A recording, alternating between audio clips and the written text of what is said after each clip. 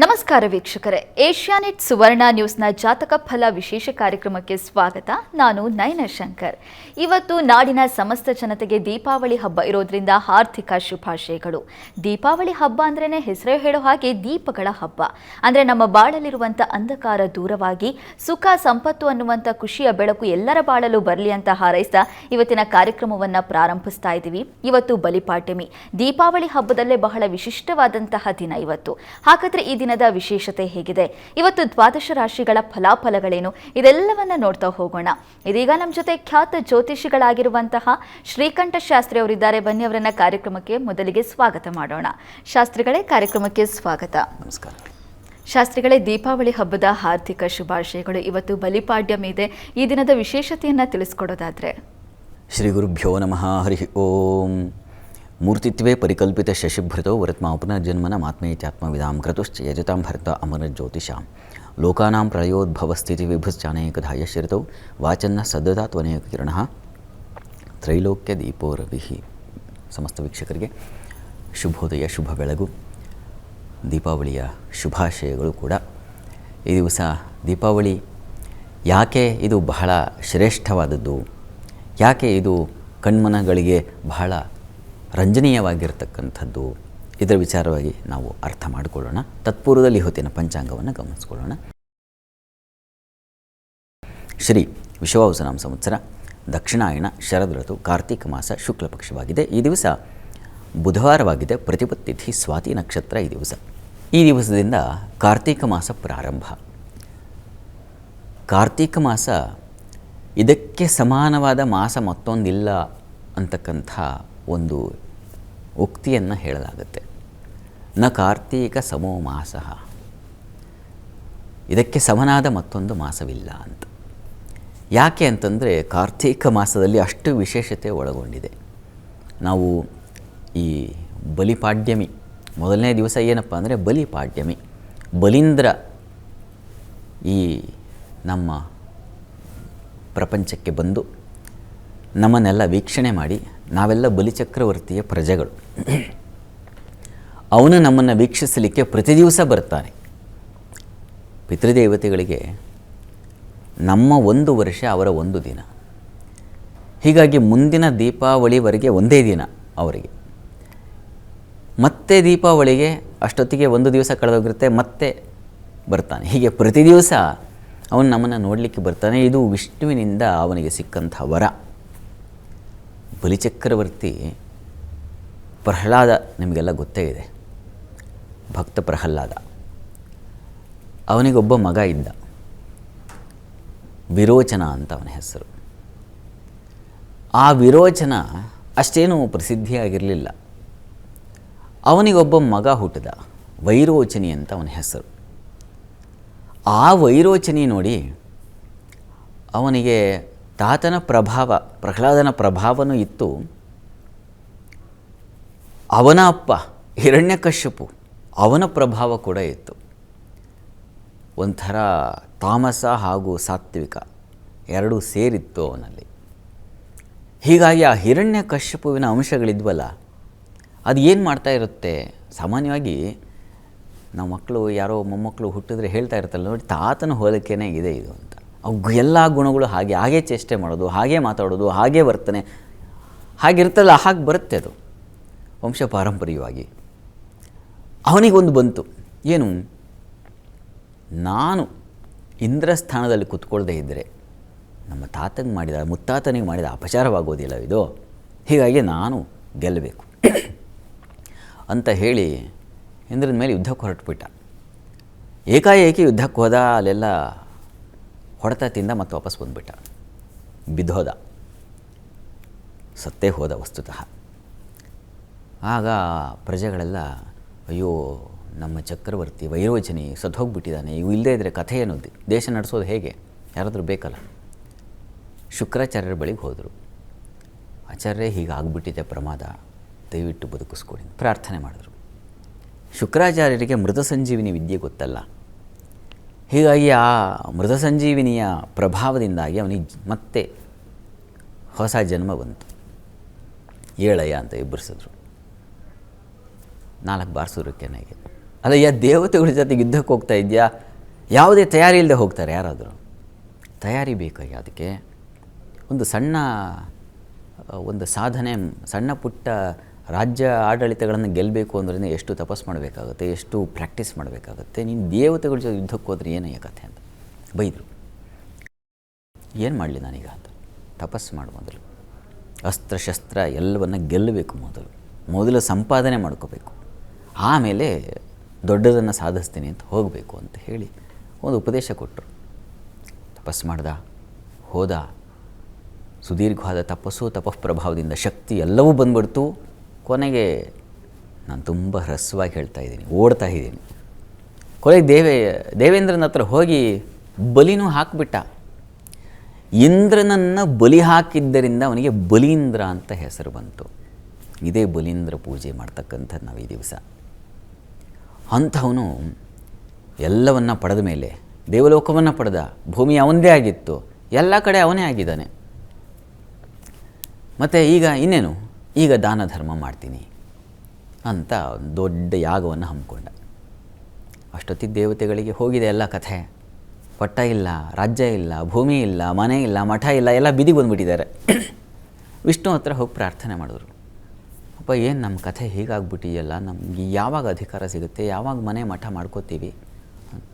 ಕಾಲ ಬರಬೇಕಪ್ಪ, ಸ್ವಲ್ಪ ತಾಳ್ಮೆಯಿಂದ ಇರಿ, ನಮಗೂ ಕಷ್ಟ ಬರುತ್ತಲ್ವ. ಅಂಥ ದೇವೇಂದ್ರನಿಗೆ ಬಂತು ಕಷ್ಟ. ಇದನ್ನು ನೋಡಬೇಕು. ಈ ಕಥೆಯಲ್ಲಿ ನಾವು ಏನನ್ನು ಗಮನಿಸಬೇಕಪ್ಪ ಅಂದರೆ, ದೇವತೆಗಳ ರಾಜ ಇಂದ್ರ, ಅವನಿಗೂ ಪಟ್ಟ ಹೋಯಿತು, ದೇವತೆಗಳಿಗೂ ಕಂಟಕ ಬಂದಿದೆ. ಎಲ್ಲ ಅವನು ಹೇಳಿದಾಗ ಕೇಳಬೇಕಾದ ಪರಿಸ್ಥಿತಿ ಬಂದಿದೆ. ಹಾಗಾಗುತ್ತೆ ನಮಗೆ. ಆಗ ಬೇರೆ ದಾರಿ ಇಲ್ಲ. ಒಂದು ವಿಶೇಷವಾದ ಶಕ್ತಿ ನಮ್ಮ ಸಮೀಪಕ್ಕೆ ಬಂದು ನಮಗೆ ಅನುಗ್ರಹ ಕೊಡುವವರೆಗೆ ನಾವು ಕಾದುಕೊಂಡಿರಬೇಕಾಗತ್ತೆ. ಆ ರೀತಿಯಲ್ಲಿ ದೇವತೆಗಳು ಕಾದುಕೊಂಡಿದ್ದರು. ವಿಷ್ಣು ಹೇಳಿದ, ಆಯಿತು ನಾನೇ ಅವತರಿಸ್ತೀನಿ, ಅಲ್ಲಿವರೆಗೆ ಸ್ವಲ್ಪ ತಾಳಿ ಅಂತ. ಆಮೇಲೆ ಒಂದು ದಿವಸ ಆ ಮಹಾ ಸೂರ್ಯೋದಯ ಬಂತು. ಆ ದಿವಸ ವಾಮನ ಅವತಾರವಾಯಿತು. ಇತ್ತ ಇವನು ಕೂಡ ಯಜ್ಞ ಯಾಗಾದಿಗಳು ಮಾಡ್ತಾ ಇದ್ದಾನೆ ಅಂತ ಹೇಳಿದ್ನಲ್ಲ, ಮಹತ್ತಾದ ಬೃಹತ್ತಾದ ಒಂದು ಯಾಗವನ್ನು ಹಮ್ಮಿಕೊಂಡ. ಯಾರು ಏನು ಕೇಳಿದ್ರೆ ಅದನ್ನು ದಾನ ಮಾಡ್ತೀನಿ ನಾನು, ಅಂಥದ್ದೊಂದು ವ್ಯವಸ್ಥೆ ಏರ್ಪಾಡು ಮಾಡಿಸಿದ ಶುಕ್ರಾಚಾರ್ಯರ ಒಂದು ನಿರ್ದೇಶನದಲ್ಲಿ ಮಾಡ್ತಾ ಇದ್ದ.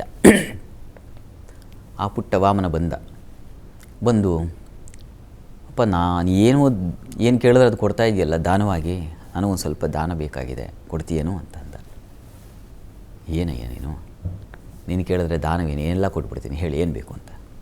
ಎಲ್ಲ ಬೇಡ, ನನಗೆ ಒಂದು 3 ಅಡಿ ಜಾಗ ಬೇಕಷ್ಟೇ, ನಾನು ಒಂದು ಪಾದ ಇಡ್ತೀನಿ, ಅಷ್ಟು ಜಾಗ ಬೇಕಾಗಿದೆ ಅಷ್ಟೇ. ಅಷ್ಟೇ ತಾನೇ, ತಗೋ. ವಿಂಧ್ಯಾವಳಿ ಬಾರಿ, ಹೆಂಡ್ತಿನ ಕರೆದ, ನೀರು ಹಾಕು, ಅಡುಗೆ ಬಿಡಬೇಕಲ್ಲ, ಹೆಂಡ್ತಿಯ ಒಂದು ಸೈನ್ ಬೇಕು. ನೋಡ್ತಾ ಇದ್ದರು ಶುಕ್ರಾಚಾರ್ಯರು. ಇದು ಯಾಕೋ ನನಗೆ ಸಾಮಾನ್ಯವಾದ ಹುಡುಗ ಅಲ್ಲ ಅನಿಸುತ್ತೆ, ನೀನು ಯೋಚನೆ ಮಾಡುವಂತ. ಇರಲಿ ಬಿಡಿ ಹುಡುಗ್ಲೆ, ನೋಡೋಣ ಮುಂದಿಂದು ಅಂತ.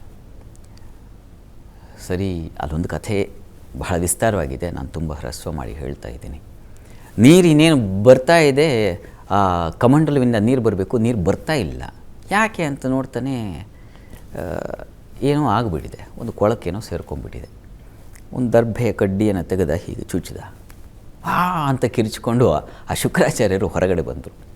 ಅವ್ರ ಕಣ್ಣಿಗೆ ಏಟಾಗ್ಬಿಡ್ತು. ಪಾಪ ಅವ್ನು ಅನ್ಯಾಯವಾಗಿ ಎಲ್ಲ ಕೊಟ್ಬಿಡ್ತಾನಲ್ಲ ಅಂಥೇಳಿ ಶುಕ್ರಾಚಾರ್ಯ ಇನ್ನೆಂಥ ಅವರು ಶಿಷ್ಯ ಪ್ರೀತಿ ಇರಬೇಕಾದ್ರೆ ಈ ಮಟ್ಟಕ್ಕೆ ಅವರು ಒಂದು ಕಣ್ಣೇ ಹೊರಟೋಯ್ತು, ಒಕ್ಕಣ್ಣಾಚಾರ್ಯ ಅಂತಾಯಿತು. ಆಮೇಲೆ ಸರಿ, ನೀರು ಹರಿತು ಬಂತು. ಏನು ಬೇಕಪ್ಪ, ಆಯಿತು, ಒಂದು ಪಾದ ಹೆಜ್ಜೆ ಹೇಳಪ್ಪ. ಪಾದ ಇಟ್ಟ ಮೇಲೆ ಗೊತ್ತಾಯ್ತು ಅದು ಶ್ರೀಪಾದ ಅಂತ. ಇಡೀ ಭೂಮಂಡಲವನ್ನು ವ್ಯಾಪಿಸ್ಬಿಟ್ಟಿದೆ ಅದು. ಬೆಳೀತಾ ಬೆಳೀತಾ ಬೆಳೀತಾ ಬೆಳೀತಾ ಆಶ್ರಮ ವ್ಯಾಪಿಸಿ, ಊರನ್ನು ವ್ಯಾಪಿಸಿ, ದೇಶವನ್ನು ವ್ಯಾಪಿಸಿ, ಭಾರತವನ್ನೇ ವ್ಯಾಪಿಸಿಬಿಡ್ತು. ಭೂಮಂಡಲವನ್ನು ಸಂಪೂರ್ಣ ವ್ಯಾಪಿಸಿ ಬೃಹತ್ತಾಗಿ ಬೆಳೆದಿದ್ದಾನೆ. ಆಯ್ತಪ್ಪ, ತಗೋ. ಸರಿನಪ್ಪ, ಅಲ್ಲಿ ಮೇಲೆ ನಿಂತ್ಕೊಂಡು ತ್ರಿವಿಕ್ರಮನಾಗಿ ಬೆಳೆದಿದ್ದಾನೀಗ. ಕೇಳ್ತಾ ಇದ್ದಾನೆ, ಅಪ್ಪ ಒಂದು ಆಯಿತು, ಇನ್ನೊಂದು ಪಾದ ಎಲ್ಲಿಡಲಿ ಹೇಳು ಅಂತ. ಅಪ್ಪ, ಅಲ್ಲಿ ಸ್ವರ್ಗದಲ್ಲಿ ನಂದು ಜಾಗ ಇದೆ, ದೇವತೆಗಳನ್ನೆಲ್ಲ ಕಟ್ಟಾಕ್ಬಿಟ್ಟಿದ್ದೀನಿ, ಆ ಜಾಗ ತೊಗೋಬಹುದು ನೀನು ಅಂತ. ಆಯಿತು ಅಂತ 2ನೇ ಪಾದ ಸಂಪೂರ್ಣ ಸ್ವರ್ಗವನ್ನು ಅಳೆದುಬಿಟ್ಟ. 2ನೇ ಪಾದನೂ ಮುಗಿದಿದೆಯಪ್ಪ, 3 ಪಾದ ನಾನು ಕೇಳಿದ್ದು, ಇನ್ನೊಂದು ಪಾದ ಎಲ್ಲಿಡಲಿ ಅಂತ. ಇನ್ನೆಲ್ಲೋ ಜಾಗ ಇಲ್ಲ ನನಗೆ, ಇರೋದು ಒಂದೇ ಜಾಗ, ನನ್ನ ತಲೆ ಮೇಲೆ ಇಟ್ಬಿಡು. ಸರಿ, ಮೂರನೇದು, ಇದು ನಿನ್ನನ್ನೇ ನೀನು ಅರ್ಪಣೆ ಮಾಡ್ಕೊಂಡು ಬಿಟ್ಟಿದ್ಯಾ. ಯಾಕೆ ಮಾತು ಕೊಟ್ಟ ಮಾತನ್ನು ಉಳಿಸ್ಕೊಳ್ಳುವ ಕಾರಣದಿಂದಾಗಿ ಅವನಿಗೆ ಆ ಮಟ್ಟಿಗಿನ ಶ್ರದ್ಧೆ ಇತ್ತು, ಅದು ಪ್ರಹ್ಲಾದನಿಂದ ಬಂದಿದ್ದು. ಹಾಗಾಗಿ ಅವನಿಗೆ ವಿಶೇಷವಾದ ಅನುಗ್ರಹ ಮಾಡಿದ. ಹೆದರಬೇಡ, ನಾನು ನಿನ್ನನ್ನು ಸಂಪೂರ್ಣ ನಿನ್ನನ್ನು ಬಲಿ ಹಾಕೋದಿಲ್ಲ, ಇದು ನನ್ನ ಅನುಗ್ರಹ ಅಂತ ಹೇಳಿ ಪಾದವನ್ನು ತಲೆ ಮೇಲಿಟ್ಟು, ನಿನಗೊಂದು ಪಾತಾಳ ಲೋಕ ಅಂತಿದೆ, ಅಲ್ಲಿ ನೀನು ಅನುಭವಿಸಲಿಕ್ಕೆ ಏನೇನು ಬೇಕು ಎಲ್ಲ ಸೌಕರ್ಯಗಳನ್ನು ಏರ್ಪಾಡು ಮಾಡಿದ್ದೀನಿ, ಅಲ್ಲಿರೋ. ಅಷ್ಟೇ ಅಲ್ಲ, ನಿನ್ನನ್ನೇ ನೀನು ಅರ್ಪಿಸ್ಕೊಂಡಿಯಲ್ಲ. ನೋಡಿ, ಎಂಥ ಕೆಟ್ಟವರೇ ಆಗಿರಬಹುದು ನಾವು. ಒಂದು ಸಲ ನಾವು ಸಮರ್ಪಣೆಯಿಂದ ಆಯ್ತಪ್ಪ, ಈ ತನು ಮನ ಎಲ್ಲ ನಿನ್ನದು ಅಂತ ಅಂದುಬಿಟ್ರೆ ಭಗವಂತ ಏನು ಮಾಡ್ತಾನೆ ಅಂತಂದರೆ, ಅವನಿಗೆ ದ್ವೇಷ ಎಲ್ಲ ಇಲ್ಲ ನಮ್ಮ ಹಾಗೆ. ನಾವಾದರೆ ಮಾಡ್ದ ಅಲ್ವಾ, ಮಾಡ್ತಿಂತಾಳು. ನಾವು ಸಾಯೋವರೆಗೂ ದ್ವೇಷ ಕಾರ್ತಾನೆ ಇರ್ತೀವಿ. ಯಾವ ಥರ ಸೇಟ್ ತೀರಿಸ್ಕೊಳ್ಳಿ. ಆದರೆ ಎಂಥ ಪ್ರಮಾದ ಮಾಡಿದ್ದಾನೆ, ಇದು ಸ್ವರ್ಗವನ್ನೇ ಹಾಳು ಮಾಡಿದ್ದ. ಅಷ್ಟು ವರ್ಷಗಳ ಕಾಲ ದೇವತೆಗಳನ್ನ ಅಯ್ಯೋ ಅನಿಸಿದ್ದ. ಆದರೆ ವಿಷ್ಣು ಹಾಗೆ ಮಾಡಲಿಲ್ಲ. ನನ್ನ ತಲೆಯನ್ನು ಕೊಟ್ಟವನಿಗೆ ಮರುಕ್ಷಣವೇ ನಿನಗೆ ಅನುಗ್ರಹ, ಹಳೇದೆಲ್ಲ ಬಿಟ್ಬಿಟ್ಟಿದ್ದೀನಿ, ಹಾಗೆ ಬಿಟ್ಟು ಹಾಕಬೇಕು. ಅದನ್ನೇ ಹಿಡ್ಕೊಂಡು ನಮ್ಮ ಹಾಳಾಗುತ್ತೆ, ಜೀವನ ಸಂಪೂರ್ಣ ಹಾಳಾಗ್ಬಿಡುತ್ತೆ. ಅದಲ್ಲ ಅನ್ನೋದನ್ನು ವಿಷ್ಣು ತೋರಿಸ್ತಾ ಇದ್ದಾನೆ. ನಿನಗೆ ಅನುಗ್ರಹ ಮಾಡ್ತಾ ಇದ್ದೀನಿ, ಇನ್ಮೇಲೆ ನೀನು ಪ್ರತಿ ದಿವಸ ನಿನ್ನ ಪ್ರಜೆಗಳನ್ನು ಬಂದು ನೋಡು, ಅವ್ರನ್ನ ಯೋಗಕ್ಷೇಮವಾಗಿರ್ತಾರೆ, ಅವರೂ ಸುಭಿಕ್ಷವಾಗಿರ್ತಾರೆ, ಹೊಸ ಬಟ್ಟೆಗಳನ್ನು ಧರಿಸಿಕೊಂಡು ದೀಪಗಳನ್ನೆಲ್ಲ ಬೆಳಗಿಸಿ ಸಮೃದ್ಧವಾಗಿದೆ ದೇಶ ಅನ್ನುವ ರೀತಿಯಲ್ಲಿ ನೀನು ಹೇಗೆ ಅವ್ರನ್ನ ಚೆನ್ನಾಗಿಟ್ಟಿದ್ಯೋ ಆ ರೀತಿಯಲ್ಲಿ ನೀನು ಪ್ರತಿ ದಿವಸ ಬಂದು ನೋಡಬಹುದು ನಿನ್ನ ಪ್ರಜೆಗಳನ್ನು ಅಂಥ ಒಂದು ವರ ಕೊಡ್ತೀನಿ. ಅಷ್ಟೇ ಅಲ್ಲ, ನಾನು ನಿನ್ನ ಮನೆಯ ದ್ವಾರಪಾಲಕ ಆಗಿರ್ತೀನಿ ಕಣಯ್ಯ ಇನ್ಮೇಲೆ ಅಂತ ಹೇಳಿ ಅನುಗ್ರಹ ಮಾಡಿದ. ಹೀಗೆ ಅನುಗ್ರಹಪ್ರದವಾಗಿ ಬಂದಂತಹ ಆ ಯಾವ ಆಶೀರ್ವಾದ ಇದೆ, ಆ ವರ ಇದೆ, ಅದರಿಂದಾಗಿ ಪ್ರತಿ ದಿವಸ ಅವನು ಬಂದು ನಮ್ಮನ್ನೆಲ್ಲ ನೋಡ್ತಾನೆ, ಪ್ರಜೆಗಳೆಲ್ಲ ಹೇಗಿದ್ದಾರೆ ಅನ್ನೋದನ್ನು ವೀಕ್ಷಿಸ್ತಾನೆ.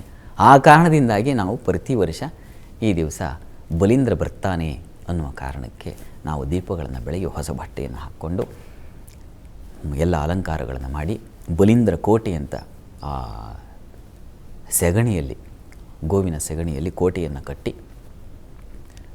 ಅವನ ಕಾಯುವಿಕೆ, ಅವನಿಗೆ ಪೂಜೆ, ಕೌಮುದಿ ಪುಷ್ಪಗಳಿಂದ ಪೂಜೆಯನ್ನು ಮಾಡಬೇಕು ಅಂತಿದೆ. ಕೌಮುದಿ ಉತ್ಸವ ಅಂತಲೂ ಕರೀತಾರೆ ಇದನ್ನು.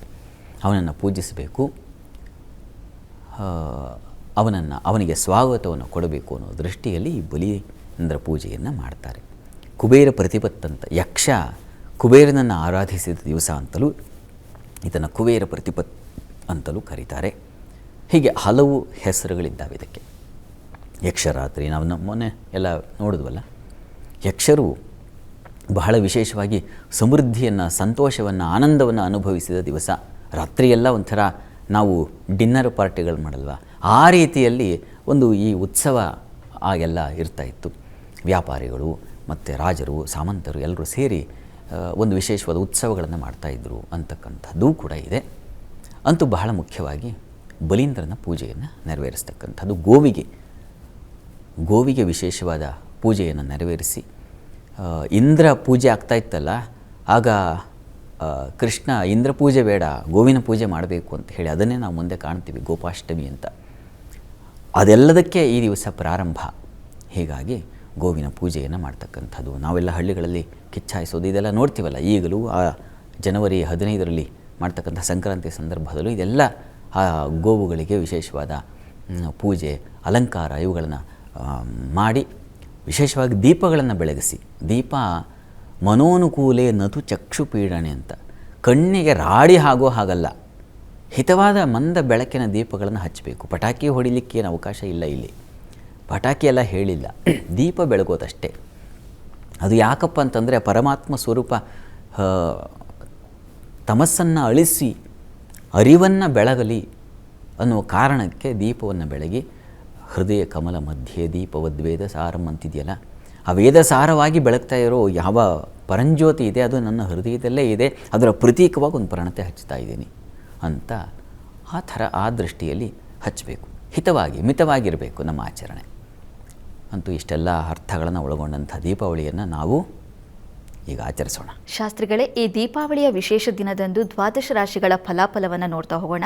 ಅದರಲ್ಲಿ ಮೊದಲ 6 ರಾಶಿಗಳ ಬಗ್ಗೆ ತಿಳಿಸೋದಾದರೆ?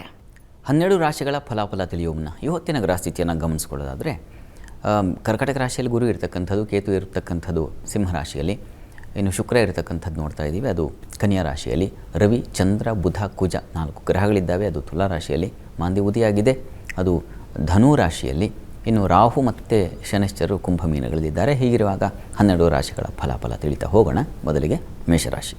ಮೇಷರಾಶಿಯವರಿಗೆ ಸ್ವಲ್ಪ ನೋಡಿ ಆಚರಣೆಗಳಲ್ಲಿ ಆಸಕ್ತಿ ಹೊರಟೋಗುತ್ತೆ, ಆಲಸ್ಯ ಬಂದುಬಿಡುತ್ತೆ. ಈ ದಿವಸ ಅತಿಯಾದ ಆಲಸ್ಯ, ಕೆಲಸ ಮಾಡೋಕ್ಕೂ ಎದ್ದೇಳೋಕ್ಕೆ ಒಂಥರ.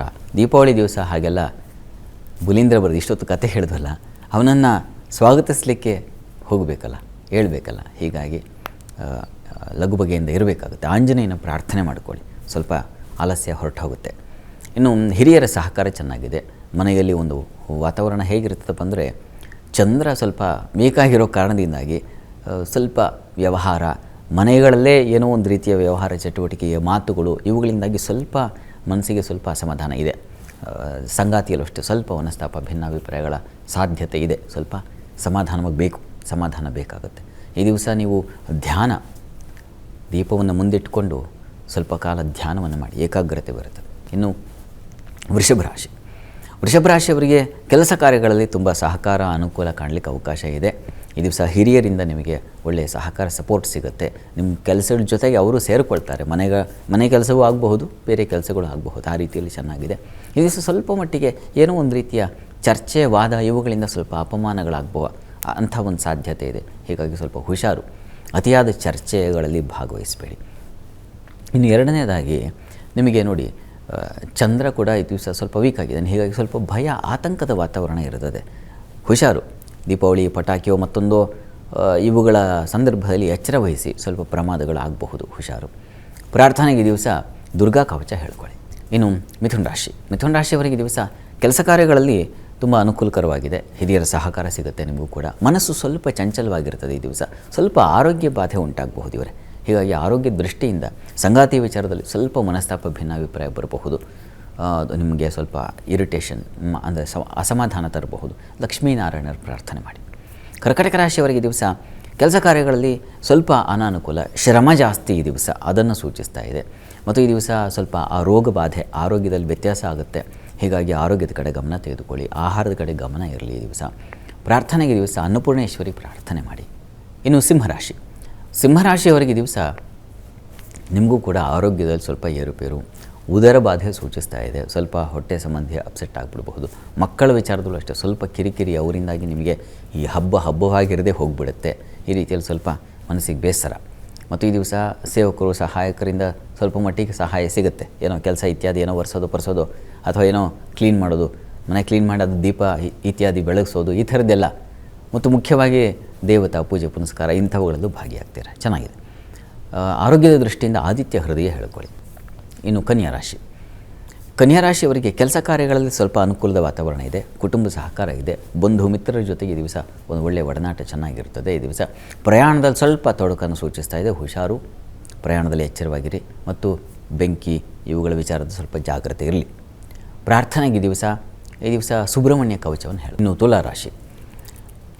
ತುಲಾರಾಶಿಯವರಿಗೆ ಈ ದಿವಸ ಕೆಲಸ ಕಾರ್ಯಗಳಲ್ಲಿ ನಿಮಗೂ ಕೂಡ ಸ್ವಲ್ಪ ಪರಿಶ್ರಮ ಜಾಸ್ತಿ ಇವರೇ. ಈ ದಿವಸ ಹೆಚ್ಚಿನ ಕೆಲಸ ಆಯಿತು ಅಂತ ಅನಿಸುತ್ತೆ.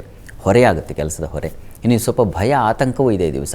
ಸಹೋದರಲ್ಲಿ ಮನಸ್ತಾಪ, ಭಿನ್ನಾಭಿಪ್ರಾಯ, ಸೇವಕರು ಸಹಾಯಕ್ಕೆ ಸಿಗೋದಿಲ್ಲ ಈ ದಿವಸ. ಈ ರೀತಿಯಲ್ಲಿ ಸ್ವಲ್ಪ ತೊಡಕಿದೆ.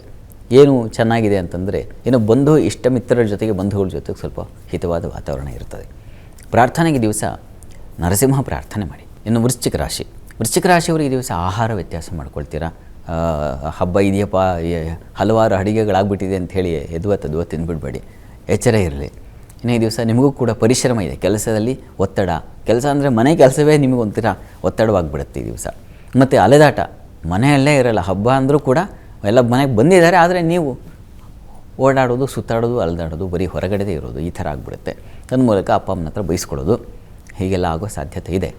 ಈ ದಿವಸ ಮನೆಯಲ್ಲಿದ್ದು ಮನೆ ಕೆಲಸಗಳು, ಹಬ್ಬಗಳು ಇವುಗಳಲ್ಲಿ ಭಾಗಿಯಾಗಿ. ಪ್ರಾರ್ಥನೆಗೆ ದಿವಸ ಅನ್ನಪೂರ್ಣೇಶ್ವರಿ ಪ್ರಾರ್ಥನೆ ಮಾಡಿ. ಇನ್ನು ಧನುರಾಶಿಯವರಿಗೆ ಕೆಲಸ ಕಾರ್ಯಗಳಲ್ಲಿ ಈ ದಿವಸ ನಿಮಗೆ ತುಂಬ ಅನುಕೂಲಕರವಾಗಿದೆ. ಲಾಭವೂ ಇದೆ.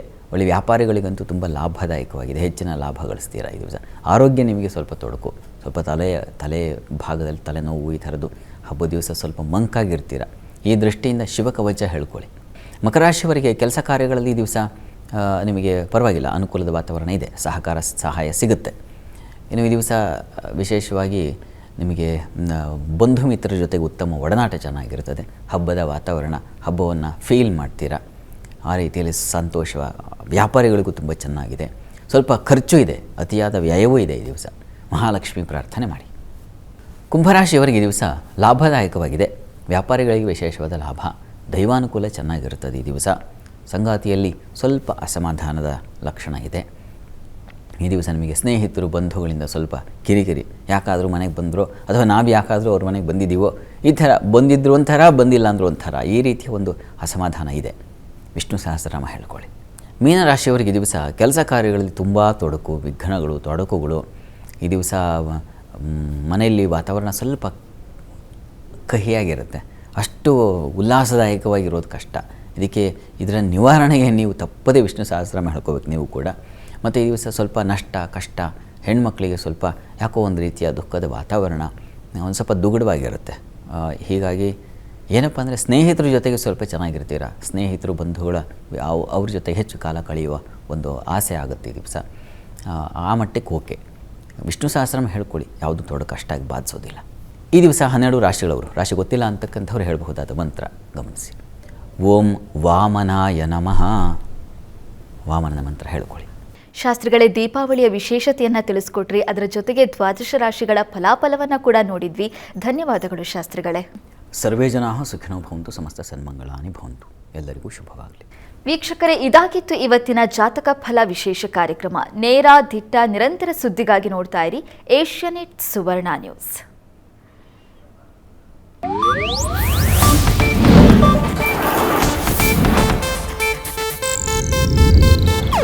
ಇದು ಏಷ್ಯಾನೆಟ್ ನ್ಯೂಸ್ ನೆಟ್ವರ್ಕ್ ಪ್ರಸ್ತುತಿ.